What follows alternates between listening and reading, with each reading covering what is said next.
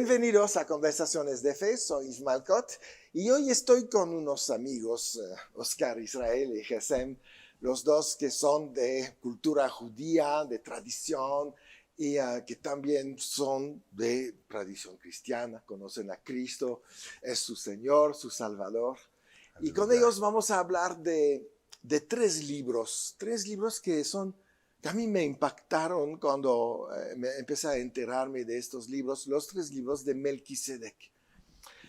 Bienvenidos al programa, la verdad es un placer tenerlos con nosotros. Muchas gracias. Me acuerdo del programa de las sendas antiguas, que fue tuvo un impacto fuerte con la gente.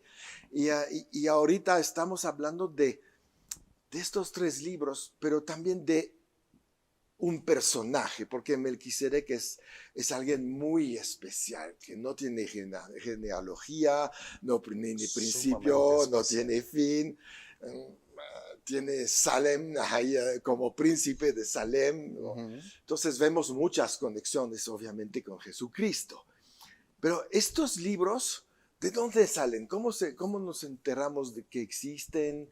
¿Quién los escribió? Pues todo eso yo creo que nos va a ayudar a entender muchas cosas, ¿verdad? Claro. Entonces, sí, explíqueme. Pues muchas gracias por invitarnos y sí, hermano, efectivamente son materiales muy importantes para poder concebir o comprender toda la estructura de la palabra del Eterno, ¿no? Ajá. Si no conocemos esto, entonces es como leer una porción del rompecabezas. Y es que hay muchos porqués. Aquí se habla, por ejemplo, de Abraham, el padre de la fe, el padre de muchedumbre. Sí, claro. Entonces vemos cómo nuestro Creador toma a Abraham para ser el patriarca mayor. Sí.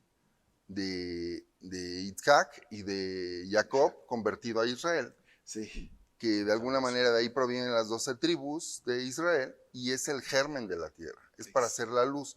Para hacer la luz tiene que estar bien apegado a la verdad. Exacto. Y entonces hoy día estamos viviendo tristemente en este mundo en una Babilonia religiosa. Ajá. Donde por más que somos hijos del Eterno, luego no nos entendemos porque se hablan diferentes lenguajes y no es el hablar el español y el inglés y el alemán, sino es el lenguaje espiritual que nos hace falta tener todos en común unión, pero sobre todo, más que la letra, guiados por el Ruaj y el que nos guía a toda verdad, que está en la palabra del Eterno. Exacto. Nuestro fundamento principal, obviamente, que es Mashiach o Yahoshua, nuestro Salvador. Sí. Bueno, también ahí tenemos algo muy importante, que Él es la palabra. Claro. Él es el verbo. Es el verbo estuvo con nosotros. Entonces, nuestro fundamento es la palabra del Eterno. Conocemos la palabra, nos hace libres, pero también nos da el discernimiento para poder revisar libros como estos y darnos cuenta que efectivamente no son libros, como le llaman, deuterocanónicos, porque el hombre no es nadie para canonizar. No, claro que no. Sino el Creador, el mismo Eterno, da testimonio por su verdad. Entonces, cuando revisamos libros como este de Melquisedec, entonces podemos, sí tener una concordancia certera y ver que cada una de las palabras que se emiten ahí tienen un fundamento bíblico, torágico, y darnos cuenta que es la verdad. Sí, también. Entonces, ahí es a donde podemos entonces empezar a analizar partes como esta que nos muestra el libro de Melquisedec, que es un panorama pero inmenso de información. En verdad, es una subjetiva muy especial porque es espiritual. Claro. Y entonces nos permite ver sucesos como aquel cuando Abraham va a rescatar a su sobrino. Claro. A su sobrino Lot, con aquellos 5 reyes que, bueno, cualquiera dice, ¿cómo pudo un ejército tan pequeñito de pastores, hermano? Sí, claro. No eran entrenados en nada de guerra, No, ¿no? ni siquiera tenían un arma, tenían un bordón en su mano, tenían una lámpara Sí, sí, sí. y no tenían más, No, una no. lámpara con aceite. No, y enfrentarse a ejércitos de reyes malos, que Así, sabemos que no iban a dar concesiones ni tener misericordia. así es, ¿No? Y había botín. exactamente. También se trataba de dinero. Sí, ¿no, hermano? Y aparte ellos ofreciéndole, llévate lo que quieras, y él al final dice, no, denle de comer a mis pastores nada más, Claro, porque no sea que después digan que por ustedes me enriquecí, ¿no? claro. Si el que me da todo es Esa es la el gran Eterno. enseñanza sobre la verdadera prosperidad. Es Así es, esperar que venga de Dios, porque cuando Dios te la da, sí, te ha capacitado antes para poder tenerla. exactamente, Y no se te echa a perder tu a bendición, veces tus valores. ¿Cuántas veces la gente se pierde por un botín? así es. Entonces es tan importante esto. Pero regresando a Melquisedec, estos tres libros, ¿quién los escribió? ¿Melquisedec o...? Ujú. Bueno, pues ahí, aquí tenemos datos, Ujú, obviamente todo esto es una adquisición que se ha analizado profundamente. ujú, De hecho, estos rollos ujú. se encuentran expuestos. Hay una exposición allá en Jerusalén. Ujú. En el Museo de Jerusalén en Israel.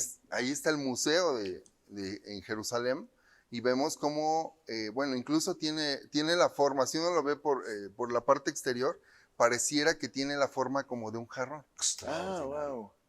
Desde afuera se ve así como si fuera el planetario de por acá, en Ajá. pequeñito. Bueno, allá se ve así, en forma de un jarrón. Mm, Entonces, y por dentro también pareciera que está uno dentro del jarrón, de donde wow. los encontraron. Ujú, Estos se encontraron en una, bueno, específicamente el libro de Malquitzedek, el gran rollo de Malquitzedek, se encontró en el Qumran, Ah, ok. en la cueva número 11 del Qumran, De acuerdo. y se le llama el gran rollo de Malquitzedek, ya que son 7 rollos Ujú. unidos, todos cosidos.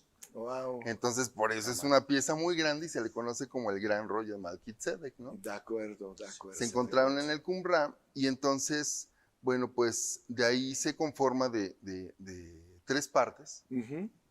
Uno que es la historia de un vaso, Ah, ok. en la cual, bueno, se especifica esta parte que hablábamos de Abraham, Ok.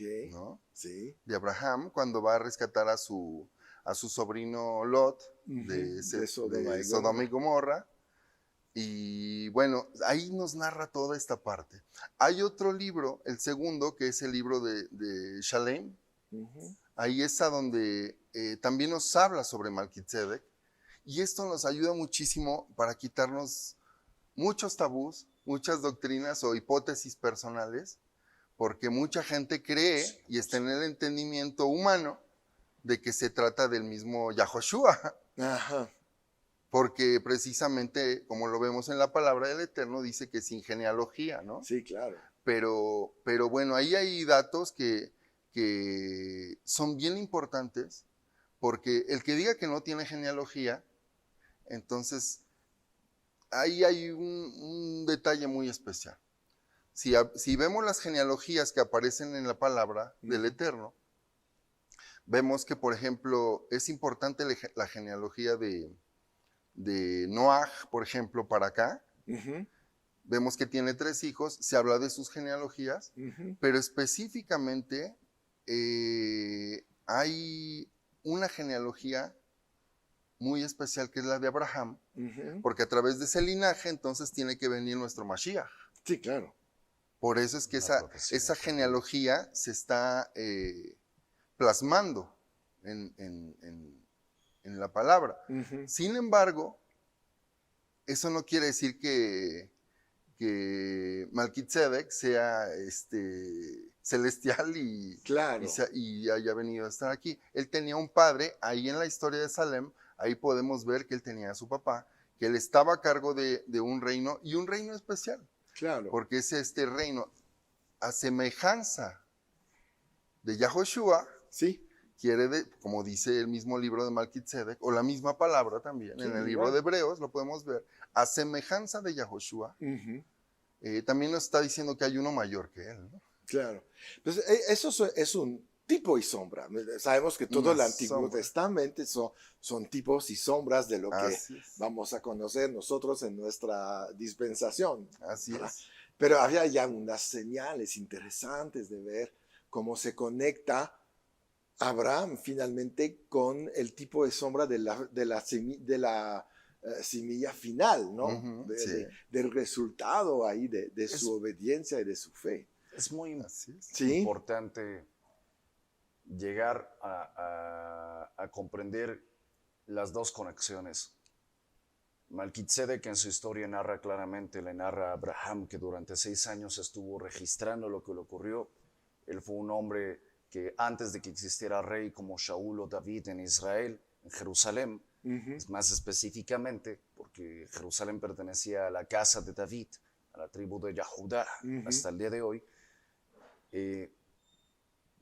Antes de que hubiera un rey en Jerusalén, mucho antes de Abraham, hubo un rey llamado Adoniah.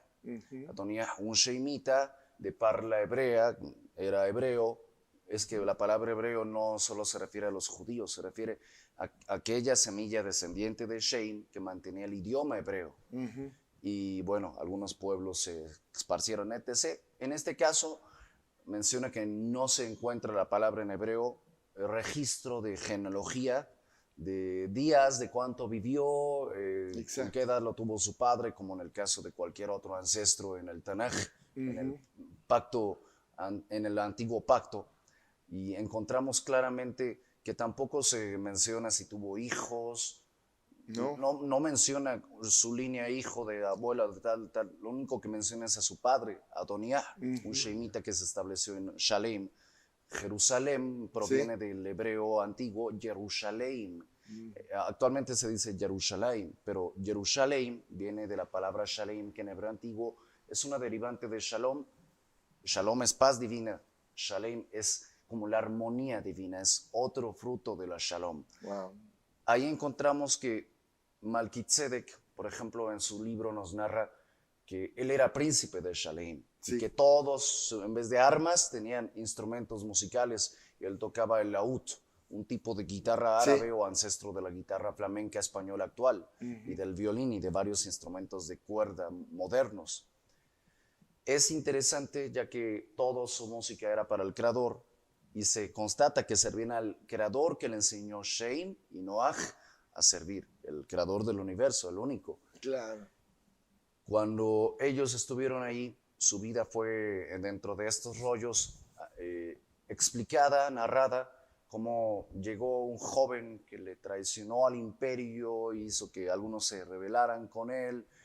A Malquitzedek le quitaron su laúd, que era como el tipo de cetro de poder en el trono de Shalem, donde se levantaban cánticos al cielo, y llegó el punto en el cual padeció, a tal grado que aquel joven que le traicionó le golpeó, le hizo heridas en las muñecas, en las manos, en toda la espalda, y tuvo que sufrir por recuperar el reino de Shalem. Le dijo, si quieres que recuperar el reino de Jerusalén, tienes que dar tu vida por ese pueblo. Cuando ella estaba a punto de morir, el Creador envió ayuda, socorro, le levantó, llegó, y al ver todo lo que había sufrido, el que pensaba que había muerto se sorprendió al ver que este mismo venció, pagó el castigo por salvar a Shalem. Conexión con Jesús recuperando el reino de los cielos. Sí. Ese beduino llamado Malquitzedek, que era un beduino, se levantó, se recuperó el imperio de Shalem, y al final fue triste la historia. Tristemente, así como hoy en día el que cayó, el ángel caído, el exportador de luz, lucero de la mañana, que se ha revelado, que el Creador le reprenda, va a ser lo mismo.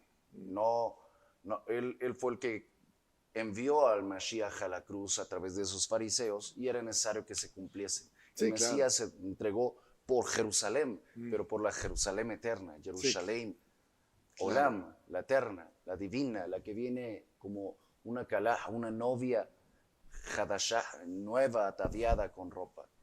Es importante destacar que Melquisedec, 100% un humano, pero que era sombra de aquel que iba a devenir, había de venir, al cual el mismo Abraham dio el diezmo.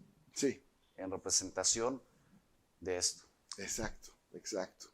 Sí, que es un pasaje muy importante también. Sumamente importante. Ver que el diezmo no era un asunto de ley, sino de Claro. reconocer realmente quién estaba enfrente de él como tipo de sombra, pero es ahí donde a veces el tiempo de Dios es complicado, porque Abraham vivía finalmente lo que vivimos nosotros. Por eso también cuando dice la palabra, y él creyó, y le fue contado por justicia. Él conoció nuestra justicia antes de la salvación realmente establecida. Claro, ¿No? así es. Y así es Dios. Entonces, obviamente aprendemos muchas cosas de la vida de Abraham, que para mí es uno de mis grandes héroes, porque es un personaje que salió de todo un entorno tan complicado. Por eso entiendo que Lot también cayó donde cayó, porque de dónde venían no estaban ahí todos santos ni nada, ¿verdad? Claro. No, entonces se había quedado algo ahí, pero Abraham logró purificarse, lo que Lot no logró hacer, ¿verdad? Y se mantuvo siempre en margen de la maldad y del pecado. Sí. Aunque no era perfecto. Llegó a representar a la esposa del Cordero, sí, que intercede por aquellos que no tienen suficiente aceite para el día de la redención, de la Geulah, de la redención del arrebatamiento tan extraordinario que debe de venir en el mundo entero, sobre todo los hijos que creyeron y encendieron sus lámparas y tuvieron suficiente aceite, que es el amor y el cumplimiento de los mandamientos por amor y no por religión. Claro. Y además es una consagración que para nosotros debe de ser ejemplar, ¿no? Sí. Algo que nosotros debemos de considerar importante para que así lo asumamos nosotros, ya que como descendientes de él, entonces tenemos que preservar ese amor, esa devoción, esa consagración absoluta al Eterno, e incluso tenemos que meditar quién es el Eterno bajo el ejemplo que nos da Abraham, ¿no? Por supuesto. Y bueno, vemos grandes profecías incluso que hizo Abraham, como aquella de que su hijo le pregunta, ¿y dónde está el cordero? Y dice, Yahvé se proveerá de cordero, ¿no? Sí, claro. Entonces, ¿en dónde? En ese mismo monte, en el monte Moria, llamado el Gólgota después, ¿no? Y cumpliendo con un día de una festividad importante, que era el jubileo número 40, y exactamente Yahoshua 40 jubileos después viene a cumplir con eso. Entonces son grandes ejemplos que nos muestra el Creador a través de este varón, de su caminar, para que nosotros sigamos un poquito ese ejemplo, ¿no? Porque hay que ser imitadores de Mashiach. Yo creo que sí, y además de todo esto es ver el ejemplo de Abraham y ver que sí se puede, porque lo logró, finalmente logró esta vida de fe. Es el padre de la fe, tal vez tuvo una oportunidad extraordinaria, pero Dios cuántos siglos estuvo buscando un hombre.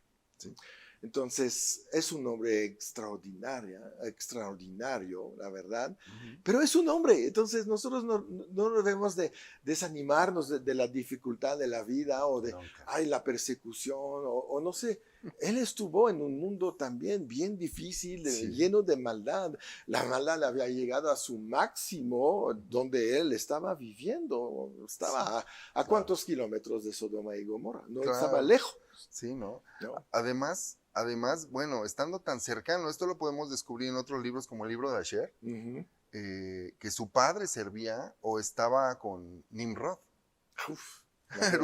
Era un qué malas relaciones. Un superintendente de Nimrod. Fue perseguido por entonces, Nimrod y castigado a Abraham por el mismo Nimrod, ¿no?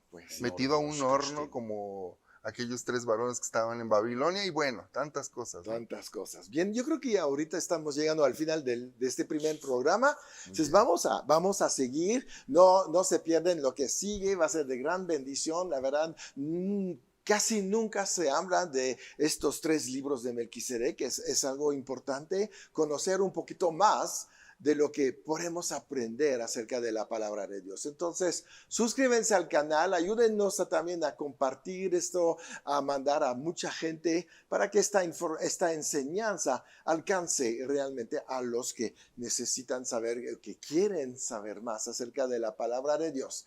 Y mientras recuerdan, siempre en victoria,